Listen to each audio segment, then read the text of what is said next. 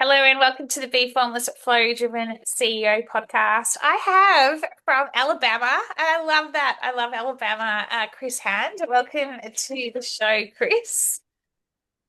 Thanks so much for having me, B. I'm excited. Yeah, I'm excited too. Super excited, and I got a bit excited about Alabama, but I've never been there before. But I've seen it in the movies. I'd like to go. That sounds so ridiculous, doesn't it? But yeah, it's very cool that we're talking, and I love the fact that we can talk like this, even though we are so far away from each other. But that's not what we're here to talk about today. We're going to share a fair bit of our own, I guess, vulnerabilities and what it's like to go from scale of large teams to smaller teams. That's not to say that you won't scale again, nor will I, but just that transition.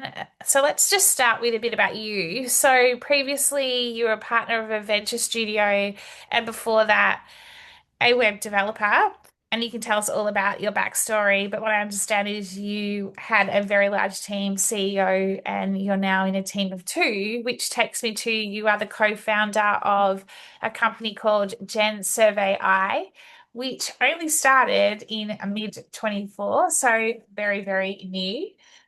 It's what, Yeah. just over a year old, which is super exciting. And you said that, well, you've told me that GenServ AI helps companies adopt Gen I that scales businesses without having to scale the headcount. So obviously it's saving on efficiencies, financials, etc. I'm super interested and intrigued to talk to you about your company, your backstory, and also that whole founder piece and being a co-founder. I'm going to hand it over to you. Yeah, I appreciate that. So it's been a crazy world over the past 3 years, and I was very, very fortunate to be just right in the middle of it. So I started my career as just a technologist, as a web developer, and worked in the corporate world, very large teams and kind of the energy space. And then I dove into the startup world and had some successes, some failures in the startup world, which kind of grew my network and led me to managing some larger teams. And then finally found myself at a venture studio based out of Nashville, Tennessee. And it was interesting timing once again, because we started that venture studio right as ChatGPT and all the generative AI technologies came on the market. And all of us looked at each other and said, we should probably dive into this and understand What this what is. impact it'll have on businesses. Yeah. So I spent the next 2 years launching businesses that were using those technologies in some meaningful way. So we were kind of the tip of the spear. And along the way, we learned a lot about it. And myself and my co-founder realized that we wanted to help other businesses figure out how they could adopt and use these technologies. And one of the things that I love about something that's near and dear to your heart, which is leadership and kind of teams, is that a lot of teams are trying to figure that out these days. They're Yeah. trying to figure out, how do these technologies impact me on an individual basis, on a team basis? And yeah, it's been a lot of fun. We've been doing it for 3.5 years now. Been doing GenServ for a little over a year now, and it's a crazy time to be doing technology business. It's just all of it. And why is it so crazy, Chris, in terms of like, obviously we're in a revolution, I've been talking to a lot of people thinking about the computer. One even talked to me about the calculator yesterday. I was like, oh my gosh, I hadn't thought about that. The mobile phone, Yeah, emails, like what's so crazy about it?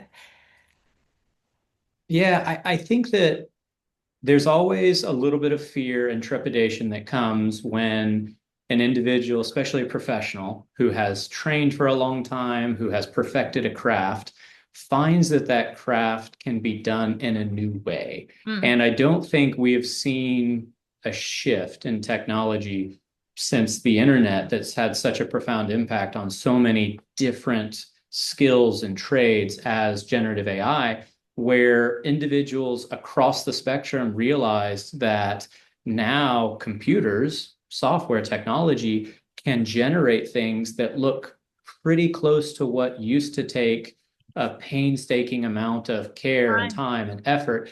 And nobody's going to pretend that it's perfect, but it's close enough that everybody really, I think, has to look in the mirror and wonder, well, how is that going to impact me? What does that mean for my skills? And there's always a little bit of fear that comes from that, regardless of what technology you're talking about. I just don't think we've ever seen something that is so multifaceted as the technologies we see today, being Yeah. able to generate documents and text and images and then being able to talk to it and it sound like a human. It's unsettling. And it's especially unsettling because we're used to having meaningful conversations only with humans, but now people are exploring ways to have what seems to be a meaningful conversation with technology, and it's going to take some getting used to. We're Yeah, right in it's the middle really of that. interesting you call that out actually, because I know even myself, I have, and we can talk about this as well. Like you go from a large team, I had a team of 150, and when you're in startup world mode yourself, and you're a solopreneur, an entrepreneur, whatever you want to call it. And, I've got my chief energy officer next to me who's sound asleep right now, by the way, which is my dog, Marley Right. Bob. But like he can't talk and he'll bark at me and things like that. And yeah, sure, you collaborate and you've got your clients and things like that. But when you're in the deep work or when you're in the flow state, there's times when you need to kind of bounce something off somebody or you've got a worry or whatever. I find myself these days having a little chat with my friend, like just to kind of get a sense check. And then I have to sense check myself going, are they actually being real with me or not? Like it's a machine at Yeah. the end of the day. Like they're telling me, but they're not intuitively telling me. And I always say, are you just telling me this for the sake of telling me this? It's like, no, I'm not B. Or I'll get the alternative, which is you shouldn't like, you know what I mean? Like it's kind of so random that I no, I do know what you mean. Actually, there are two things you mentioned that I think are so interesting. One is when you go from a large team, and it doesn't matter where you are on that team, top of it, middle of it, it doesn't matter, to not having a team or having a very, very small team, it feels a little bit like you're entering a vacuum where beforehand you had so much input. And I think that something that I certainly underestimated becoming a founder, especially with a small team, is the profound lack of direction you're going to get. And you so know you have to wake up every day thinking to yourself, well, what are my priorities today? Practically speaking, how am I going to drive my business forward? And, as a leader of a team, say you have 50 to 100 people reporting to you, you're the one who provides that direction to somebody else. As a founder, as a solopreneur, you're the one doing it for yourself. And it's such an interesting phenomenon where I find myself fairly often wondering, am I spending my time on the thing that is going to advance the business the most today? It's really fun having a sounding board in one of the many chats that are out there today. But there is always that sense of, I don't know, I would love a human to tell me that I'm spending my time on the right thing. Yeah, well, that's where you can have a coach or you have somebody that helps you with that sort of stuff. I mean, I know there's a coach in a pocket and they are AI coaches and things like that, but I still believe that there is, again, I had this very conversation with someone yesterday just around that personal connection, that human connection, and more than ever. And yes, we're in a huge revolution, but that's going to come back tenfold. And I do think that's true because you want to be able to have those conversations. But I do want to pivot because you help companies that who are adopting Gen AI scale their businesses without the headcount. So, in terms of you're optimizing their business, you're optimizing their resources, their efficiencies, etc. And yeah, then we're talking about on the flip side of that, when we're, scaling down basically to scale up in this instance, how are you then framing that with your clients? Because like they still need the chemistry, the energy, the people. But I Yeah, also believe absolutely. you do not need, quite often when we have a problem, we put more resources against it because we think that that will solve the problem when actually it doesn't solve the problem. It just makes it even more complicated. Yeah, there are a lot of dynamics, and when we talk to a business, there's no magic bullet, and I think that's really important. because as magical as some of these technologies feel, you still have to put a tremendous amount of time and attention and intention to coming up with how you should use these. And I do like thinking about these technologies as being the best at doing things that humans don't like to do. Yeah, I like that. And yeah. So, for instance, I don't know many humans who enjoy reading a 50-page contract to pick out the certain clauses that are important to their business. That's very time consuming. It's very monotonous. And if you didn't have to do that, I think a lot of people would be happy. And what you find is that a lot of bottlenecks within a business to scaling their process, their intake, their revenue, they always hinge on two or three key, very manual processes. And a lot of times those manual processes aren't something that people would enjoy doing. And so that's an easy win to say, oh, well, now technology can do these things. And Yeah, so let's insert technology in there that'll just either take something off your plate entirely or will at least get you 80% of the way there so that you can have a human do the rest of it. But you know, there are a couple things that are very top of mind for individuals in a company today. One of them is the obvious: is AI going to replace me? Am I going to lose my job to AI? And you know, I think the reality is that some people probably will, but I think that the key intersection for me and where there's so much opportunity is where you find those processes that can be enhanced through these technologies and then replaced, but everybody's happy that they're replaced. I think there's a funny kind of joke that's going around on social media where, you know, a lot of people say that they would prefer AI to wash their clothes, wash their dishes, you know, do their homework so that they can write and paint and be creative. And you know, I think that most businesses have a half dozen opportunities within their business to have AI do the things that nobody wants to do. And you have to be really intentional and thoughtful about finding those processes to enhance with some of these new technologies, which, by the way, is not unique to AI. You know, every new technology has been a disruptive force, and you've had to be intentional about how to introduce those technologies. You have to build the infrastructure for it. You have yeah. to understand the processes for it. I think just cars are a great example of that. That required roads and stop signs Yeah, and traffic really, that's lights. a good And analogy actually. But make a really valid points because I think that is part of the phenomena right now, like you said, in terms of that it's going to take my job, it's going to do this, it's going to do that. If and it also comes back to being a founder, right? You know, it's intentionally waking up each day going, all right, what are my high value tasks or what am I going to focus on here and what am I going to just not focus on? Because we have a tendency to get caught up in we're doing everything. We're juggling, you know, all the different hats. So then how do you intentionally use AI to help you be more efficient, be more optimized, which is ultimately what you're talking about here, so that you can focus on the things you're meant to be focusing on. And I think that there is that huge opportunity for businesses to be able to get back to what they should be doing in terms of, you know, unlocking that boundless potential within them, that ability to be more innovative, to be more creative, to be more strategic, more analytical, because for so long, and it's, you know, you only have to look around, we're just all like this. Everyone's just still in this busy, busy, busy, but we're being busy for mhm, the sake of being busy, you know.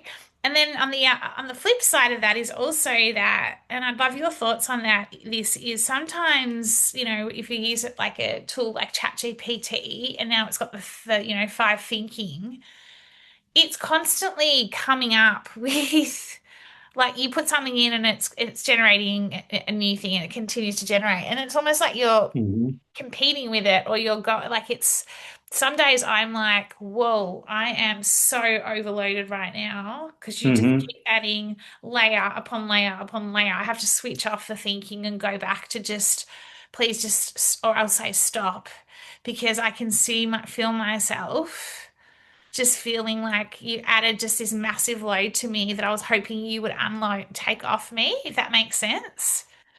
Oh, it does make sense. I think we're in a phase with all of these technologies where we're trying to figure out what the perfect level is for Yeah. each of us individually.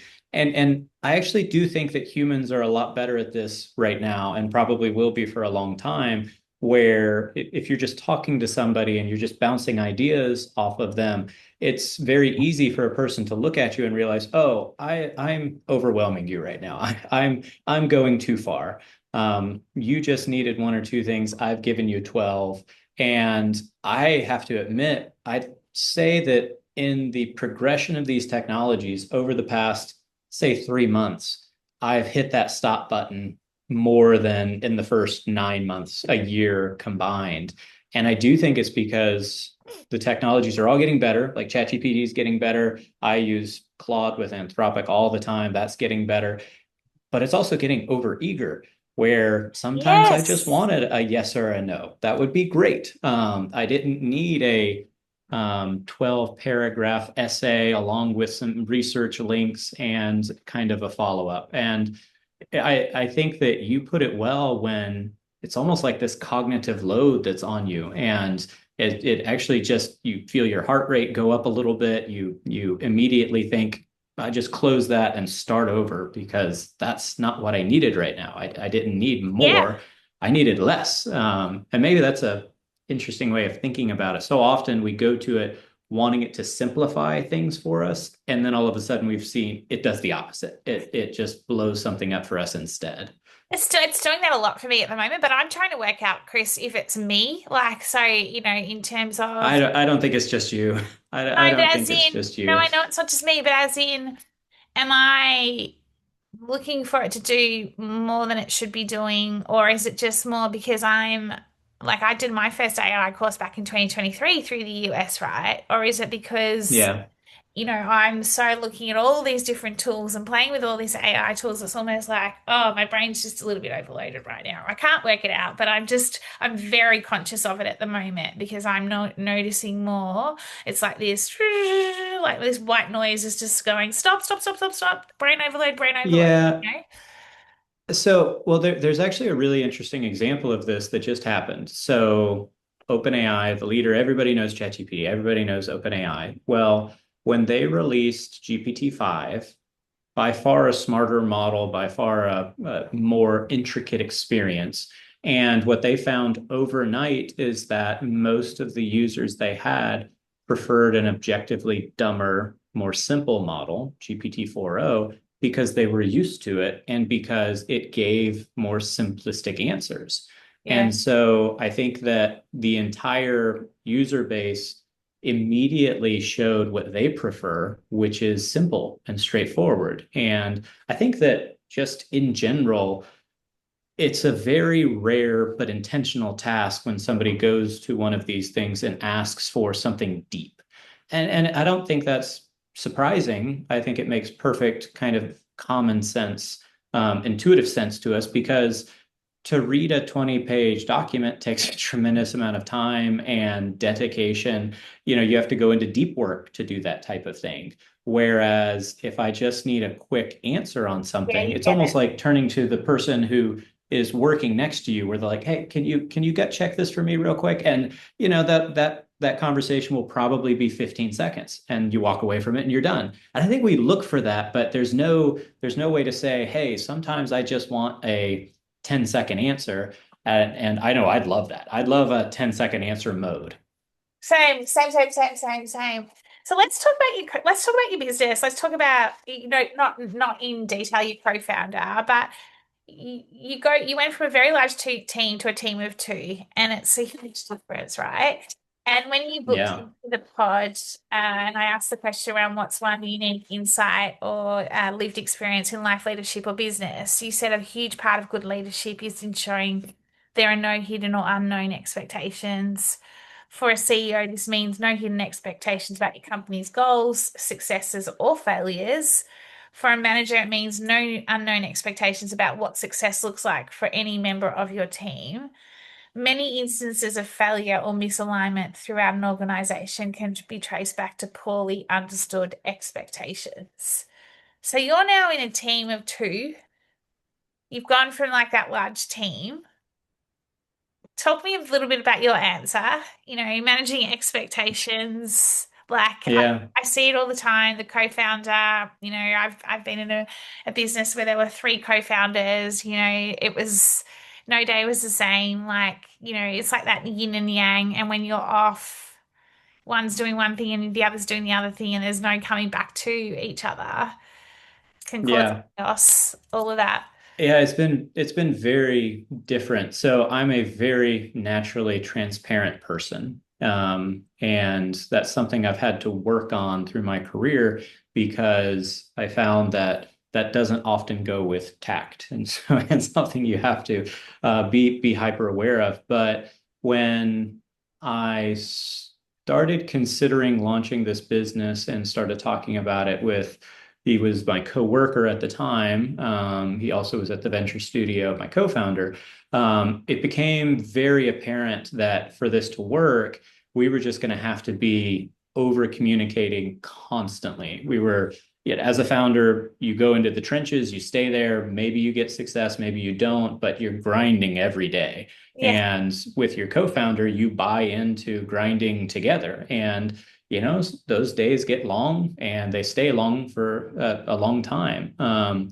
But the interesting dynamic about expectations is that everybody has stakeholders. Like if you're in a business and you have a direct manager, you have many layers of management, then you get your expectations from them, company leadership. If you're a CEO of a company, then ideally you have at least friends and mentors, but obviously we have a board and you hold yourself accountable to expectations by telling the board, telling your co-founders what your goals as a company are and you're checking in monthly, quarterly, whatever it is to make sure that you're holding yourself accountable to those goals. And my company GenServ is extremely fortunate to have an exceptional board full of mentors and friends, and they do a very good job of holding us accountable to the expectations that we set. So it's an interesting dynamic. There obviously still expectations. As the CEO, you're the one who has to set those expectations and make sure that they're communicated. And with a co-founder, you have to make sure that you both have the same expectations and understand what they are. And that's a day in, day out dynamic. It's a Takes so much relationship, right? communication. It's like a Oh, business, it is. and the CEO holds it all. At the end of the day, the buck stops with the CEO when it comes to the board, the advisors, everybody. Like, of course, your co-founders, buck stops with both of you, but you have that dual hat on, don't you? You have the founder slash CEO, Hmm. which is obviously No, and that's yeah, that's really important to me. Throughout my career, something that's been very personally important to me is the responsibility that you have that goes with your role. And I think every role should know what their ultimate responsibility is.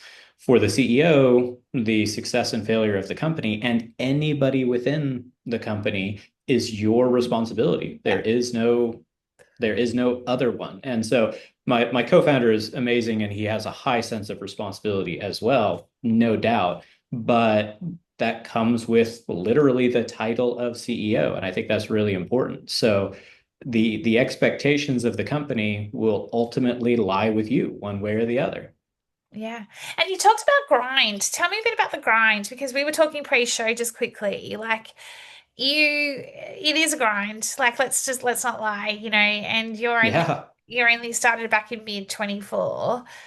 How do you make sure though that you don't burn yourself out, that you ensure that you get that it's back to kind of how do you ensure you get the fresh perspectives, the innovation, the insights, you're in a business that is, revolutionary in terms of from a tech perspective.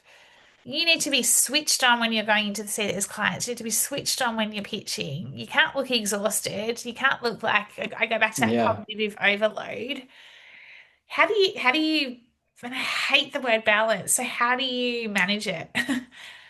Yeah. No, it's such a important question, especially in a startup world.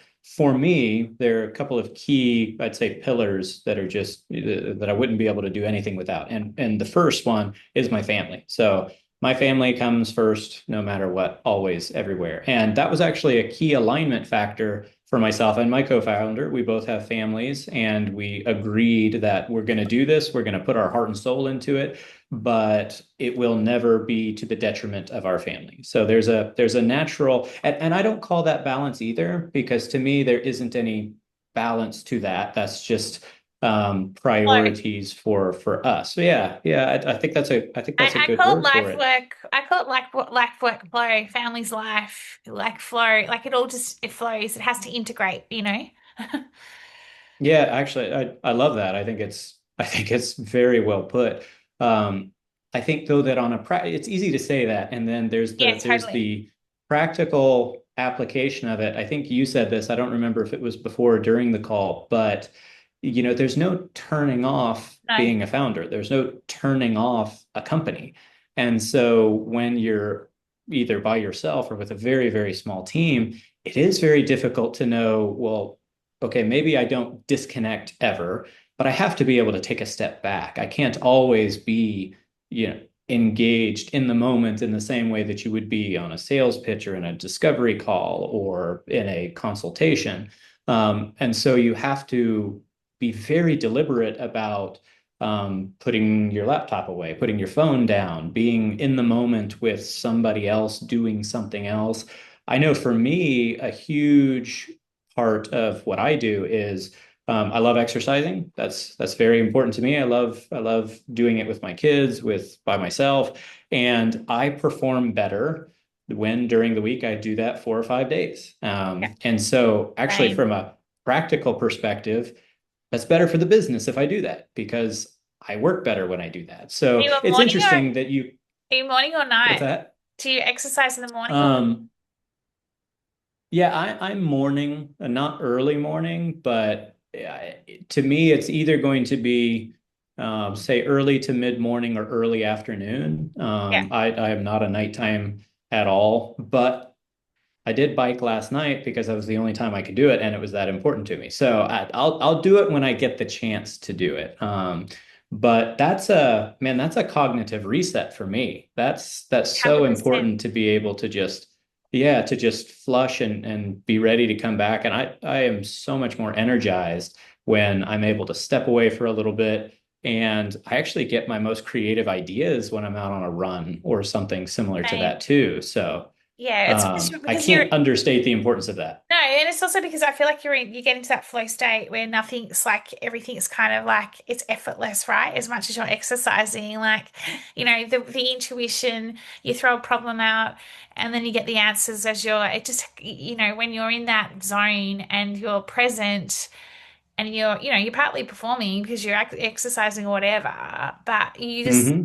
the download is unbelievable, and you can be sitting at a computer all day flogging yourself trying to get an answer, and then the minute you go off and do something, you feel better. It happened to me yesterday, actually. I wasn't feeling great at all. And then I thought, oh, I'll just go and do a class. It might make me feel better. And bang, it did. Like Yeah. I came out of there, I'd sweated. Like it was just, and I felt psychologically and physically like, oh, I'm back. Like it was just that, like I kind of just did that whole, I'm back again. Here I am. You know what I mean? Whereas it had been a, Well, yeah, I do. Have you had the experience where you go out, you're on a run, you're doing something, something is so clear to you, you understand it, it makes perfect sense, and then you come back and you struggle to recapture that clarity, which happens to me all the time, and is one of the more frustrating things. I'm in mile 3 of my run, and it's like I got it. I know exactly what I'm going to do. Be done with it, come back, sit down. What was it? Why yeah, was it's that so happened to me a clear? lot, Chris. What I do is I generally, obviously, don't take a phone to class because I do like a strength class or a cardio or a hot mat Pilates. Hmm. I'm in the infrared. But what I'll quite often do is if I've got it on the top of my mind, I'll come straight out of the class and I'll throw it into my phone. So I wonder if there's an opportunity for you. Here's a tip. You don't want to be running Mm. with your phone, but is there a way to voice record it, or is there a way to quickly, once you get back? I'll have to try it. Yeah, That because would I save me a lot always of frustration. So, Yeah, because I always make note to myself that is the only thing to remember when you come out of exercising is to jot that down, and I'll quickly write myself a note to remember. Yeah, it's really interesting. So tell me a couple of last questions for you. Young company, what's next for like what's the plan for the business for GenServ AI? yeah, it's a great question. So, the landscape of these technologies is changing so fast that a big part of what we're trying to do as a company is both figure out what our identity should be going forward and also how to reach as many companies as possible to help them understand. And so for us right now, we're trying to talk to as many companies as possible who are just asking the question, how should I be leveraging these technologies? And that's actually something very personally important to me because I don't think we've seen such a technology opportunity shift in the last decades. And Yeah, so, for us right now, it's talk to as many companies as possible, whether we'll work with them long term or not, just to help them understand how do you work through this? How do you think about it? What's possible? What's not possible? And it's a fun time to be doing it. I'm very fortunate. I love what we're doing right now. And every day new things occur, new opportunities arise, and you're like, I'm going to capitalize on that. It's a fun time to be doing it. yeah, awesome. And then the last question, or one other after this, just but that's more of a tip. But in terms of, a business is like you look at when you start your business, right? And then you kind of go a year later, well, that's not where I thought it would be, or the pivots you've made. Given that Yeah. you're in such a revolutionary tech, kind of world, especially your business. And in fact, you're also like, from by the sounds of things, doing a lot of research as well, like talking to a lot of people, businesses, companies firsthand. That will help inform your business. Have you seen it? Like, do you feel like your business is constantly pivoting like in terms of from where you started? And I'm not suggesting being random, but do you know what I mean? Like, No, yeah, I do know what you mean. I think that you hear stories about the businesses that have an idea and they launch it and they scale to kingdom come. And I don't think that's normal. I think instead it's the founder who's willing to have an idea, change that idea, maybe only slightly, sometimes materially, 1,000 times until one works. For us, the interesting thing is that we have gone so much deeper with the companies that we work with than we ever expected to. yeah, right. We kind of expected to help them figure out one or two uses for technology. I think I mentioned extracting terms from contracts and stuff. But instead, what we found is that businesses really want a much deeper partnership where you can help them very, very intricately within their business, strategically understand how to think about scaling long term, how to think Yeah. about adopting their business. And I did not expect that. I expected to be, working with 500 companies in a small capacity as opposed to 20 to 50 in a much, much deeper capacity. Yeah, it's interesting, isn't it? It's never ever Hmm. what you think it's going to be. Like you think you've got it No, all worked out. no. And it's that constant, that's that ability to be also to be able to be adaptable and flexible as, as your business. It's like a living system. What would be one piece of advice you'd give anybody, business leader who they knew they needed to adapt like that, in terms of, let's talk about adaptation here. They knew they needed to look at their business model, their leadership, and look at ways they could leverage AI more to get back to, what I call showing their brightest by feeling and performing at their best. What would be one piece of advice you would give them as a starting point? I don't know if this is specific enough, but I can't help it. I would encourage people to think big. I think that there is so much more possible today than was 5 years ago that it's almost difficult for companies to understand the possibilities. And Yeah. so I would really encourage every leader out there to think big and chances are maybe exactly the vision that they have isn't where you'll land, but you'll land in a place that materially changes for the better what you're doing, what your team is doing, how they're doing it.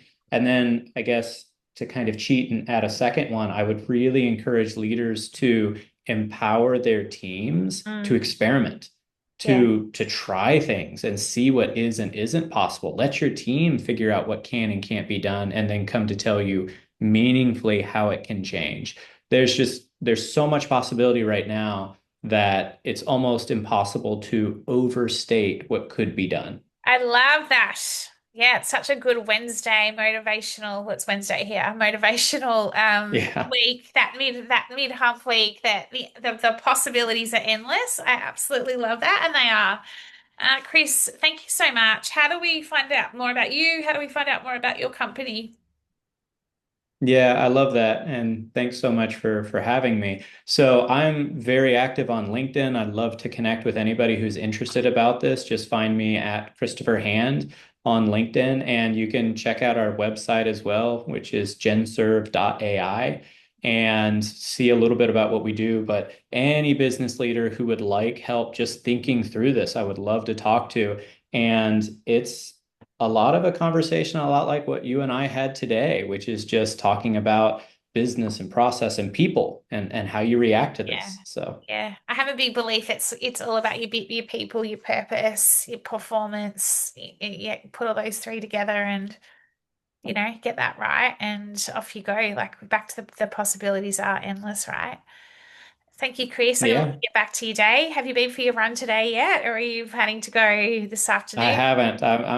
I'm hoping to work out when I get home. That's what Yeah, I'm hoping to do. nice. Well, do it. It always makes you feel better. Like it's a really important, it's a non-negotiable for me, that whole active recovery piece. So thank you, Chris. It's been a real pleasure talking to you and wishing you utmost success with your company. I have no doubt that you are going to, revolutionize, how to be more optimized, efficient in business. So thank you so much.